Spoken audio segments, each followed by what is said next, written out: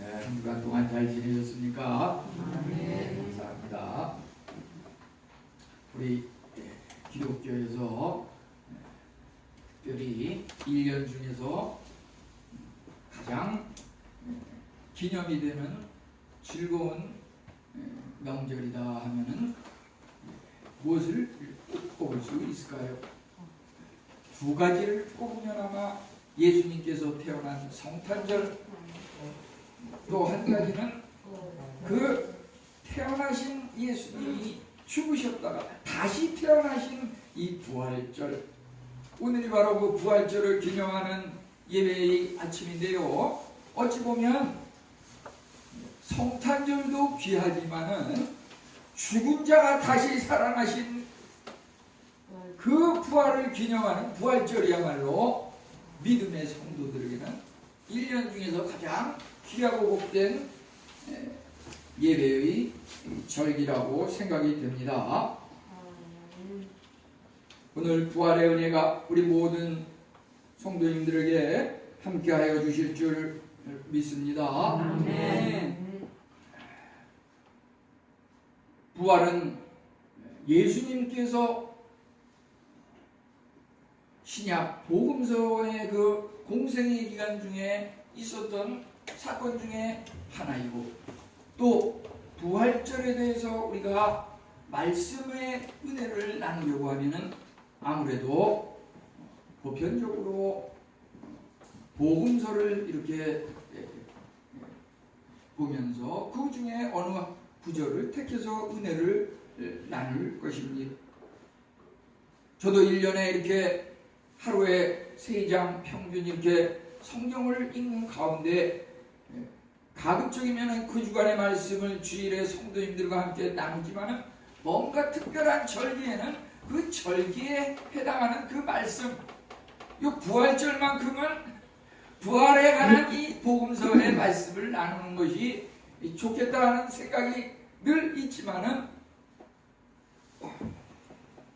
이 주간의 이 1년 성경 범위 중에서 과연 예수님의 부활절과 관계되는 이러한 은혜의 말씀이 만약에 있다고 하면은 그 말씀이 또 귀한 것이다 라고 생각하는 중에 마침 오늘 우리가 나누는 이 말씀, 에스라서 1장 1절로 11절 말씀, 저는 이 구약과 신약의 관계라고 하는 것이 신약에서 예를 들면은 예수님의 탄생과 십자가와 부활의 이런 복음의 진리를 이렇게 이야기하고 있지만, 과연 십자가가 무엇이고, 과연 예수님의 그 성령 탄생은 무엇이고, 예수님의 부활은 과연 무엇인가? 너무 그 용어가 구름 잡는 이야기 같고 어렵고 힘들고, 그것을 해석하는 사람들마다 예를 들면 십자가라 그래도 목에다가 걸고서 이렇게 다니기는 하지만 그 사람이 사회에서 온갖 불신자들과 별 차이가 없는 이런 삶을 살면서 십자가를 목에다 걸고 이렇게 살아가는데, 저는 그 구약을 이제 해마다 평균 1독씩 이렇게 하는 가운데 읽으면 읽을수록 깨닫는 것은 예수님의 그 성령 잉태가 우리 삶 속에서 무엇인가? 그것은 구약에 나와 있다고 하는 것입니다. 예수님의 그 십자가, 너무나 막연한데 그 어려운 용어가 우리 삶 속에 무엇이 십자가인가? 구약에 나와 있다고 하는 것입니다. 예수님의 부활, 아니 세상에 죽은 사람이 어떻게 다시 살아나? 그게 무슨 말이야? 우리 삶 속에 그게 무슨 어떻게 적용이 돼? 이것이 구약에 나와 있다고 하는 것입니다. 구약이 참으로 이야기처럼 재미나고 읽으면 읽을수록 빠져들고 모든 지금을 전폐하면서 읽을 만한 가치가 있고 그런 매력이 있는 것이 이 구약의 이야기들이라고 하는 것입니다. 오늘 우리가 읽은 이 말씀도 또한 그렇습니다.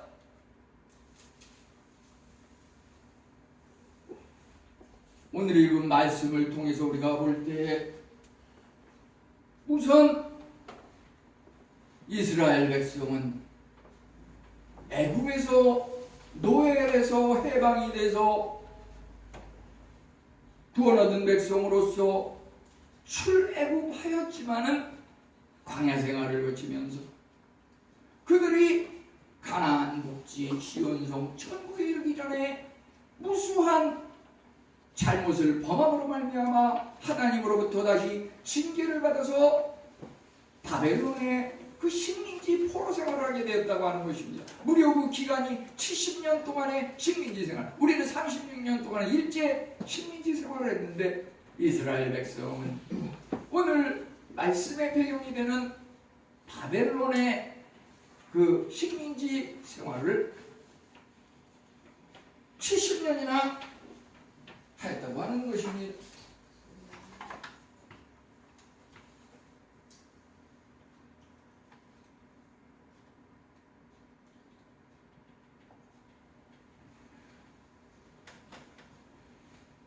이 바벨론의 70년 포로 생활을 마치고 그 마치는 해에 페르시아의 그 여기에 보면은 1장 1절에 바사왕 고레스를 했는데 이 바사라고 하는 것이 페르시아입니다.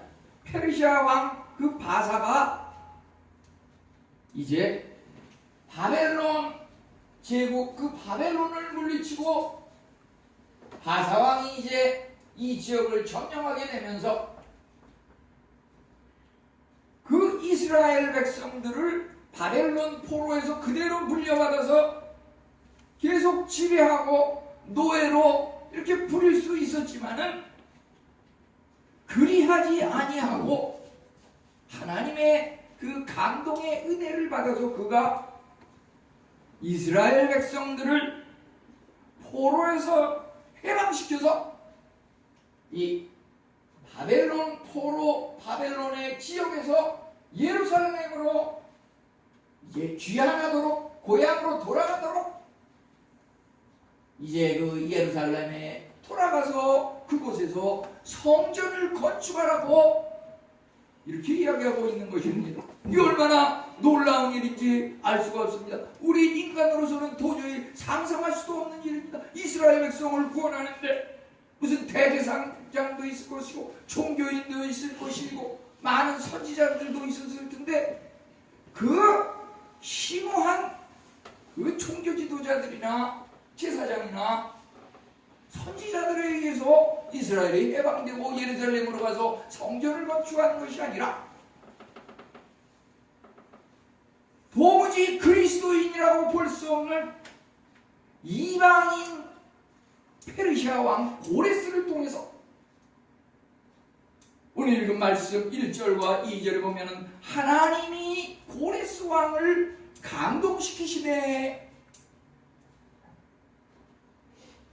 어떻게 감동시키셨냐 하면은 이제 이스라엘 백성을 향해서 포로 해방령을 내리고 또 이스라엘 백성을 향하여서 예루살렘으로 돌아가서 성전을 건축하도록 명령하라, 이런 감동을 주셨어요.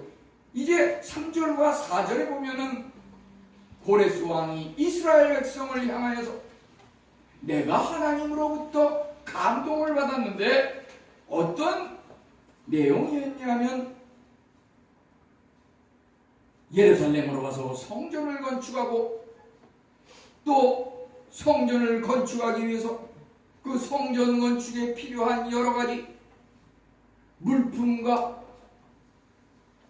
예배의 기구들과 예물들을 모두 들이고 모아서 예루살렘으로 들어가서 성전을 건축하라고 하나님이 나를 통하여 이야기하더라. 그래서 나는 너희 이 이스라엘 백성에게 명령한다. 3절 4절에 그렇게 나와 있어요. 이제 5절부터 11절에 보면은 이스라엘 백성들이 하나님의 감동을 받아서 고레스 왕이 전하는 그 말, 이제 5절에 보면 이에 그 고레스 왕의 그 명령을 받은 바로 그대로 100% 순종을 해서 이스라엘 백성들이 서로 돕고 예물을 하나님 앞에 드리고 필요한 물품과 짐승과 기구와 그릇과 여러 대접들을 예루살렘으로 옮기기 위해서 향하여 떠나고, 그들이 그 고레스 왕의 명령을 그대로 순종을 해서 성전을 건축하고 예루살렘으로 귀환해서 예배를 회복하는 이런 놀라운 장면이 오늘 1절부터 11절에 나타나고 있는 것입니다. 이것이 우리에게 어떠한 의미가 있습니까? 요한복음 2장 19절에 보면은 예수님께서 너희가 성전을 헐라 내가 사흘 만에 일으키리라. 예수님께서 무너진 성전을 사흘 만에 일으키리라 이렇게 말씀하신 그 의미는 당시에 제자들도 무슨 말인지 도저히 알지 못했지만 예수님께서 십자가에 못 박혀 죽으셨다가 사흘 만에 부활하셔서 부활하신 몸으로 제자들 앞에 나타나고 그 모습을 부활하신 예수님을 보았을 때 제자들은 그때서야 뒤늦게 그 말씀이 바로 성전이 무너지는 것은 교회의 몸이신 그리스도가 십자가에 못 박혀 죽는 것이었고, 이제 성전을 다시 일으킨다는 말은 죽었던 예수님의 몸이 다시 일어나 살아나는 부활의 말씀이었구나. 그것을 요한복음 2장 19절에서 예수님께서 말씀하셨고, 부활하신 그 예수님을 보고서 제자들은 그것이 무슨 말씀인지 의미를 알았던 것입니다. 참으로 무너진 성전의 재건이라고 하는 것은 바로 예수님께서 말씀하시기를 죽었던 예수님의 몸이 부활하는 것이라고 분명히 말씀하고 계십니다. 우리는 성전의 개념이 무엇이라고 생각합니까? 10층, 20층 고층 빌딩이 크게 화려하게 올라가는 그것이 교회입니까? 물론 그것도 세상적인 가치 기준에 의한, 육적인 가치 기준에 의한 교회입니다. 솔로몬의 성전, 다윗 성전, 그 화려한 궁전도 교회입니다. 그러지만 그것이 교회라고 인간의 교만을 바벨 뚝배같이 높이 올리며 하나님 앞에 도전하는 그 우상 숭배와 같은 만문주의와 같은 물질주의 사상에 대해서 하나님께서는 가차없이 치시고 바벨론을 통해서 성전을 무너뜨리고, 때로는 이스라엘 역사의 왕 중에서 하나님을 거역하는 그 악한 왕들을 통해서 성전을 무너뜨리고 우상을 세우고, 이러한 역사가 반복됐던 것입니다. 우리는 여기서 하나님의 감동을 받았다고 하는 것, 하나님께서 누군가를 감동시킨다고 하는 이 의미가 무엇인지 하나 살펴봐야 할 것이고, 이제 성전을 건축한다는 의미, 성전을, 무너진 성전을 다시 일으킨다고 하는 의미, 그것에 대해서 한번 살펴보고요. 또 예루살렘으로 이동한다고 하는 것, 고향으로 복귀한다고 하는 것, 그것이 의미하는 바가 무엇인지, 그것은 참으로 우리가 예배 처소를 잃어버리고 밖에서 방황하고 세상에서 헤매다가 하나님의 감동을 받은 고레스를 통해서 그 말을 전해들은 그 하나님의 백성들 중에서 다는 아닙니다. 그 감동을 다시 받은 그 이스라엘의 백성, 남은 자 중에 남은 자, 선민 중에서 선민을 통해서 다시금 교회에 돌아오게 하고 예배를 회복시키시고, 이러한 역사가 일어나는데, 이것이 바로 부활의 은혜라고 하는 것이고, 우리는 그 사건들을 통해서 부활의 의미를 기념하려고 합니다. 하나님께서 첫째 마음을 감동시키셨다고 하는 것은 무엇입니까? 바사왕 고레스라고 하는 분은 그가 특별히 무슨 하나님을 유일신으로 섬기는 철저한 기독교인은 아니었습니다. 그는 그저 다신교 여러 신들 중에 하나인 그 하나님을 믿을 뿐이었습니다. 그래서 저도 보면은 그 과거 그 인도 바로 밑에 있는 자푸나라고 하는 지역의 그 국립 자푸나 대학의 그 학장실에 가서 그 학장을 면담한 적이 있는데, 그 학장실 방에 보니까 이쪽에는 예수님 그 액자가 있고 이쪽에는 무슨 그 타밀족에서 섬기는 이 코끼리에다가 손이 막 10개씩 있는 그런 그 타밀 그 힌두교의 그 신을 기념하는 액자가 있고, 또 이쪽에는 불교의 그 석가모니 상이 있고, 그러면서 하는 얘기가 종교는 다 좋습니다. 저는 부처님 은혜도 받고 저는 이 마호메트 은혜도 받고 나는 예수님 은혜도 받고 늘 은혜 중에 삽니다. 이러면서 자랑하는 것을 봤는데요. 이것이 참 기독교라고 하는 것은 결코 이것이 아니고 오직 유일하신 하나님만을 섬기는 그것이 참 기독교라고 하는 것입니다. 이런 면에서 고레스 왕은 참 기독교인은 아니었어요. 사실 다만 이방인으로서 하나님께서 특별한 은혜의 그 역사를 통해서 고레스 왕을 하나님의 도구로 사용하였던 것입니다. 우리가 하나님을 믿을 때 세상도 절반 섬기고 하나님도 절반 섬기고 이렇게 하기가 쉬운데, 이것을 하나님께서 원하시는 계명 중에서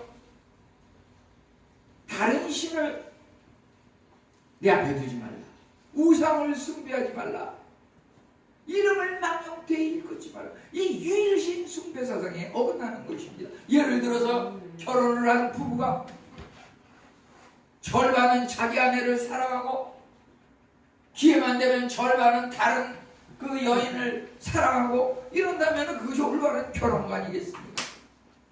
우리 하나님을 믿는 것도 신랑 대신 예수님 그 주님의 아내로서의 성결한 그 모습을 준비하는 이 삶의 기간이라고 하는 것이고, 우리는 어린 양의 혼인잔치를 준비하는 신부의 마음으로 우리의 일생을 성결하게 살려고 노력해야 하겠다고 하는 것입니다. 아멘. 오늘 이 말씀은 선지자들의 예언 성취의 의미가 있습니다.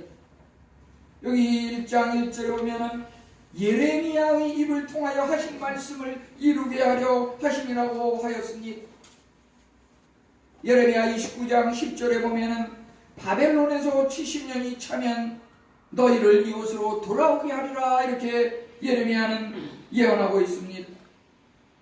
이사야 선지자는 이사야 44장 28절에 고레스에 대하여 이미 고레스가 오기 100여 년 전에 이르기를 고레스는 내 목자라, 예루살렘에 대하여는 중건되리라, 성전에 대하여는 기초가 놓여지리라, 이렇게 예언하였던 것이고, 그 예언이 그 말씀 그대로 본문에서 성취되고 있는 것을 보게 됩니다. 세계의 역사는 하나님의 섭리가 세상을 지배한다고 하는 것입니다. 창세기 9장 20절로 27절에 보면은 노아가 술에 취하여서 벌거벗고 누워 있었는데 그 장면을 본 함셈 야벳 그 세 아들 중에서 한이 아버지의 그 하체를 눈으로 보았다고 하였습니다. 그리고 두 형제에게 가서 셈과 야벳에게 가서 이 사실을 알리니까 셈과 야벳은 차마 아버지의 하체를 보지 아니하고 옷으로 빨리 덮어줬다고 했습니다. 이 기록으로 인해서 함은 셈의 종이 되고 야벳은 평생 창대하게 되는 은혜를 받았다고 하는 것입니다. 이 창세기의 이러한 기록은 하나님의 역사가 세상의 섭리를 주관하신다고 하는 것입니다. 참으로 그 성적으로 순결하지 아니하는 자는 종이 된다고 하는 것입니다. 지도자가 되려면 성적으로 순결해야 합니다. 지난 주간에 최고의 화두는 무엇이었습니까?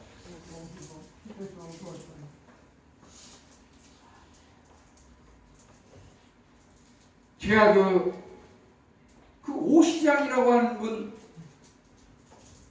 그 후배 중에서 여학생이 있었는데 그 여학생의 사돈 되시, 그 장인 되시는 분이에요. 장인 되시는 분. 그래가지고서 제가 그 오시장 아들이랑 결혼하는 그 현장에 가서 축하하고 뵀던 적이 있었는데, 그렇게 훌륭하고 장래가 촉망되던 분이 하루아침에 그 자리를 사퇴하고 평범한 시민으로 돌아갔을 뿐만 아니라 이제는 심판만 기다리는 불행한 위치에 처하게 됐습니다. 이것이 바로 우리 인간의 권력으로 어떻게 할 수 없는, 하나님께서 역사하신다고 하는 것, 지도자가 되려면 성적으로 정결해야 한다고 하는 것입니다. 하나님이 마음을 감동시키면 어떠한 일이 일어나옵니까? 하나님께서 첫째, 고레스의 마음을 감동시켜서 도구로 사용하시니까 고레스가 이스라엘 백성을 향하여서 예루살렘으로 가서 성전을 건축하라고 이렇게 이야기하였고, 또 이스라엘 백성이 이것을 그대로 듣고서 예루살렘으로 돌아가서 성전을 건축하였다고 하는 것입니다. 사실 그 구약시대, 이 시대에 식민 지배를 한다고 하는 것, 노예 생활을 한다고 하는 것, 그 노예의 의미는 사실 그 주인의 모든 일을 거두고 그 집안일도 하고 여러 가지 잡일을 허드렛 일도 하고 필요한 노동을, 또 땅을 경작하는 농사도 짓고, 이 노예라고 하는 것은 재산의 큰 부분을 형성했던 것입니다. 그 노예를 풀어주고 해방시킨다고 하는 것은 정말 재산이 있는 사람, 돈이 있는, 권력이 있는 사람들에게는 모든 것을 포기하는 그러한 일입니다. 어떻게 그러한 일을 기독교인도 아닌 그 이방 나라의 왕 고레스가 그 나라 전체 백성들을 해방시켜서 귀국하게 할 수 있단 말입니까? 이것은 인간이 도저히 할 수 없는 것이고 하나님께서 역사하신 큰 그런 특별 상황이었다고 우리는 볼 수가 있겠습니다. 이제 두 번째 성전 재건을 보면은 여기서 6절과 7절, 11절 이런 데 보면은 이스라엘 백성들이 성전을 짓기 위해서 이동하는 그 사람들에게 예물을 기쁘게 드리고 그릇과 접시들을 반환하고 이런 내용이 실리고 있습니다. 여기 8절과 11절에 유다 총독 세스바살이 성전 건축에 필요한 그릇들을 옮긴 것으로 되어 있습니다. 여기에 나오는 이 생소한 이름 세스바살은 많은 학자들이 해석하기를 에스라 3장 8절에 나오는 성전 건축을 시작한 스룹바벨을 지칭하는 말이다, 이렇게 해석하고 있습니다.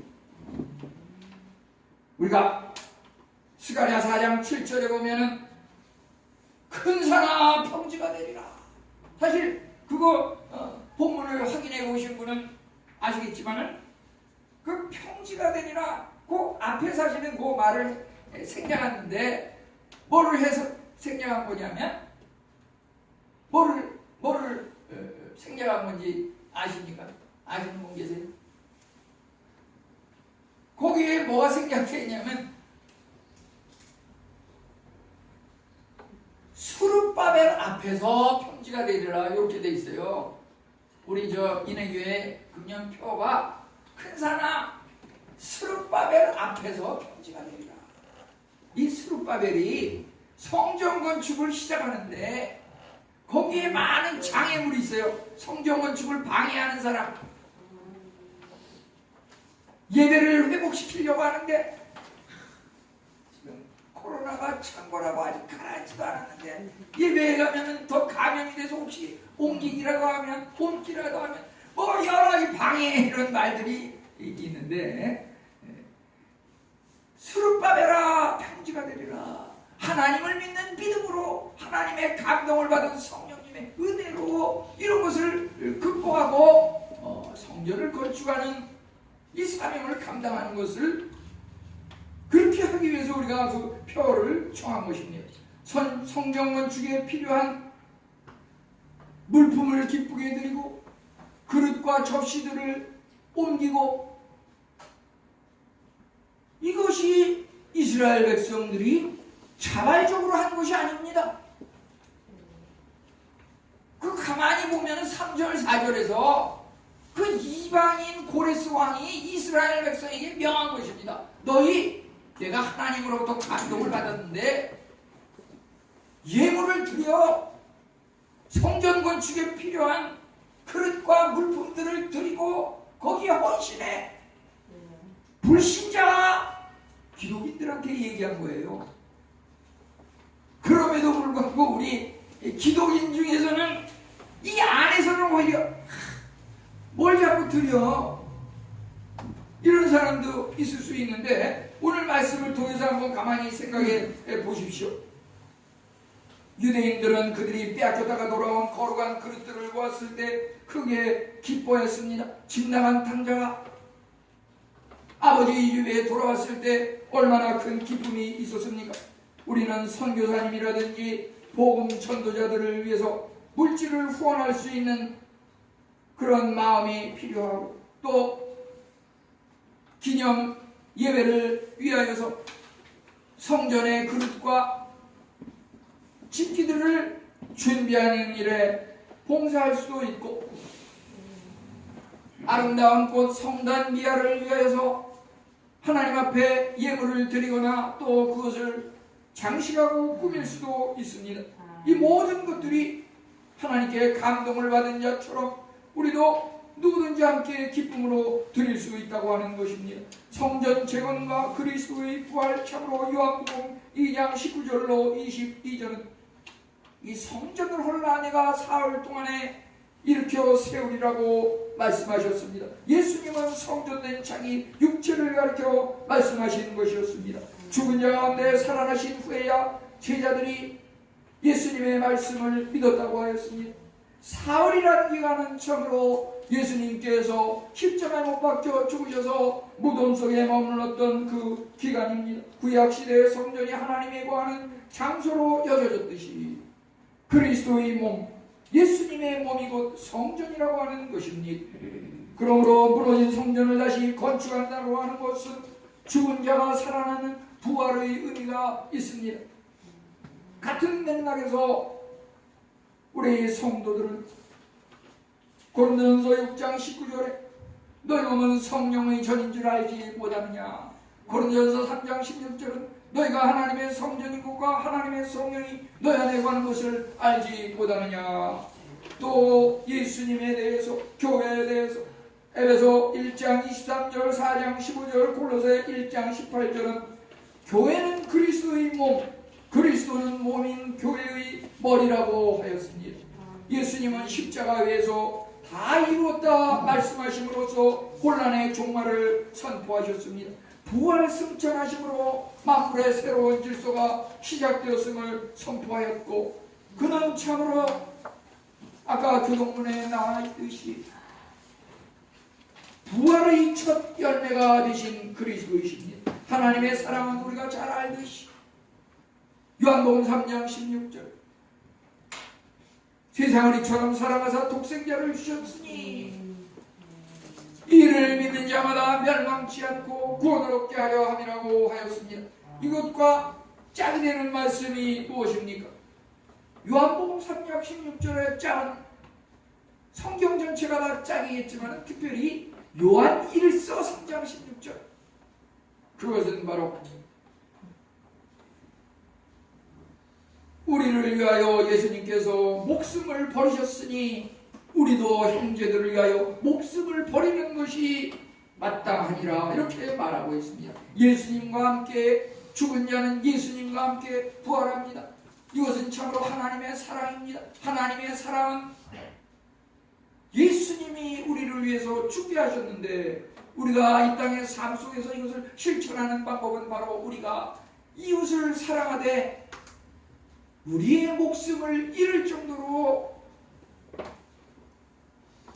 우리의 모든 것을 아낌없이 줄 수 있는, 그것이 예수 그리스도의 부활의 사랑을 실천하는 그런 삶이라고 하는 것입니다. 이제 바벨론에서 예루살렘으로 이동하게 되었습니다. 바벨론에서 예루살렘으로 11절에서 말하기를 데리고 가는, 예루살렘으로 데리고 가고 있다고 하였습니다. 데리고 간다고 하는 것은 에스라 1장 3절하고 5절에서는 예루살렘으로 올라가서 이렇게 말하고 있습니다. 예루살렘은 바벨론에 비해서 해발 830m 높이에 위치해 있습니다. 바벨론에서 예루살렘으로서의 이동은 참으로 산간지대를 오르는 그러한 고난이 필요한 그런 행군의 현장일 수 있습니다. 그것은 바로 바벨론에서 무너지고 밖에서 맴돌면서 인터넷 예배나 가정 예배나 직장 예배에 의존했던 그 겉에서 맴돌던 그 예배 형식이 이제 예루살렘으로 교회 성전으로 와서 현장 예배를 이제 실천하고 드리고 회복하게 되었다고 하는 의미가 있습니다. 예배를 통해서 망가진 삶이 정상회복으로 복구하며 성전의 예배가 회복되는 것입니다.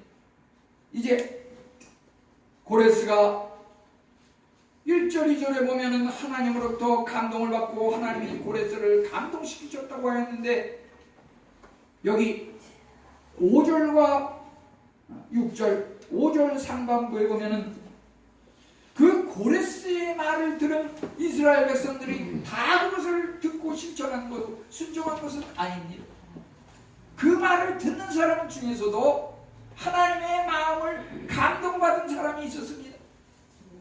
그들은 이스라엘 12지파 다가 아니었습니다. 거기 자세히 보면은 5절 상반절 유다 베냐민 족장들과 제사장들이라고 하였습니다.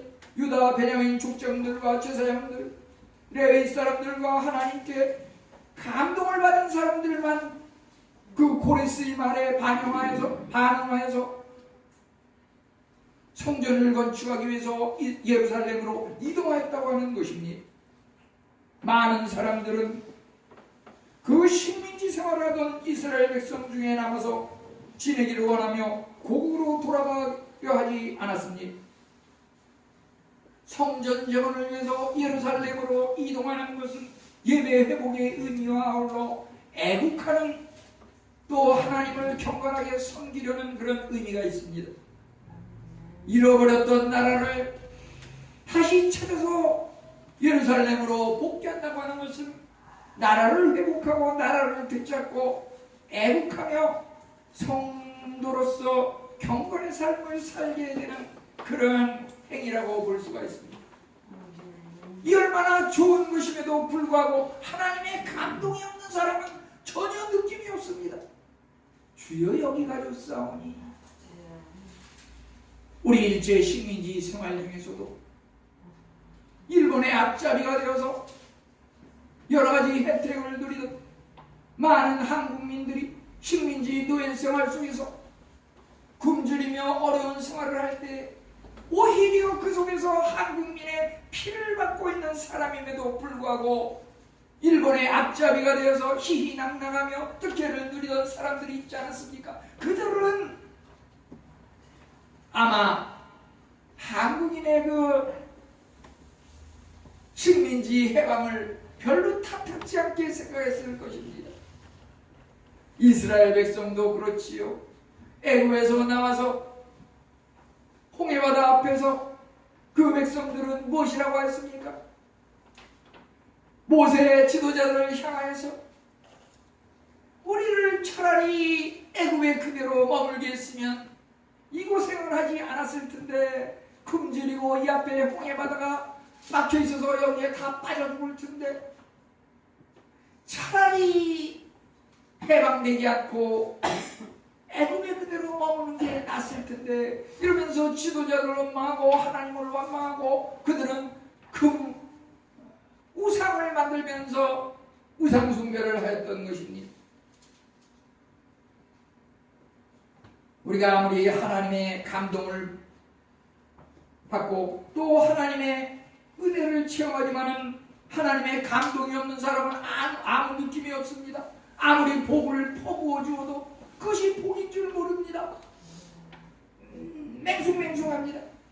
무엇이 필요합니까? 5절 하반절에 그 마지막 부분을 보니까 다 일어나니, 일어난다고 하는 것은 특별한 일을 시행하기로 결단하고 적극적인 마음의 준비를 하는 것입니다. 종교적인 큰 각성을 의미합니다. 에레미야 25장 12절은 바벨론 왕과 땅은 영원히 폐허가 되리라고 했습니다. 이제 다니엘 9장 2절은 예루살렘의 황폐함이 70년 만에 그치리라고 했습니다. 이 일어난다고 하는 것은 하나님의 백성 이스라엘이 이제 70년의 그 황폐한 식민지 생활을 철수하고 예루살렘으로 회복되는 것이고, 불신자들의 입장에서는 그 바벨론이 70년 동안 예루살렘, 이스라엘을 지배하던 그 세력들이 이제 황폐하고 무너지고 그들은 영원히 멸망하고 바벨론이라는 나라의 그 이름과 땅이 없어지고 지구상에서 그 종족을 잃어버리게 됐다고 하는 것입니다. 바로 일어나라고 하는 것은 우리 인생의 삶이 역전이 되는 것입니다. 코로나의 그 어려움으로 인해서 불경기로 말할 수 없는 어려운 상황에 처한 분이 있습니까? 하나님께서 다시금 경제적인 부를 일으키실 것입니다. 아멘. 질병과 고통으로 인하여서 늘 신음하던 분 계십니까? 예루살렘으로의 회복, 성전을 재건한다고 하는 의미는 내 몸이 온전히 회복이 돼서 여호와 라파의 하나님께서 몸과 마음과 영혼을 다 치료하심을 체험할 뿐 아니라 이제는 내 몸의 질병으로 고통받으며 걱정하며 신세를 한탄하면서 사는 것이 아니라 내 주위에 힘들고 어려워하는 사람이 있는지, 우리 구역 식구들 중에 어떤 염려와 가정사와 기도 제목이 있는지 서로 카톡 메시지를 통해서 안부를 나누고 서로 격려하고, 이런 위치에 들어서면 이것이 바로 인생의 역전이요 부활의 삶이라고 하는 것입니다. 새로운 인생의 전환기를 소망하면서 앞으로 나아가야 하겠습니다. 이것이 바로 하나님께서 일으키시는 영의 부활인 것입니다. 우리는 코로나 사태를 지나면서 무엇을 깨닫게 됩니까?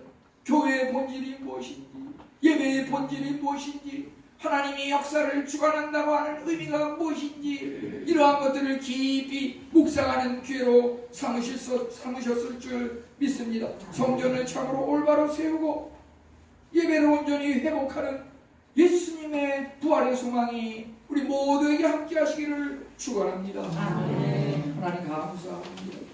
세상을 향하던 인생이 역전하여 하나님을 향하게 하시고, 하는 일마다 막히고 척죄했던 인생이 흑자로 돌아서게 하시고, 죽고 싶은 마음이 삶의 기쁨이 풍성한 소망 가운데 부활의 예수님의 그 삶이 우리 현장의 삶 속에서 매 순간 계속되게 하옵소서.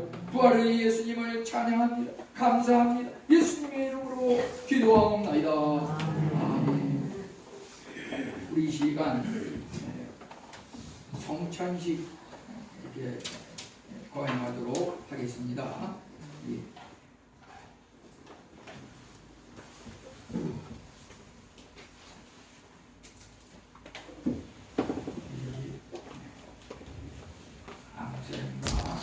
목사님과 나오셔서 함께 수고해 주셨습니다. 감사합니다.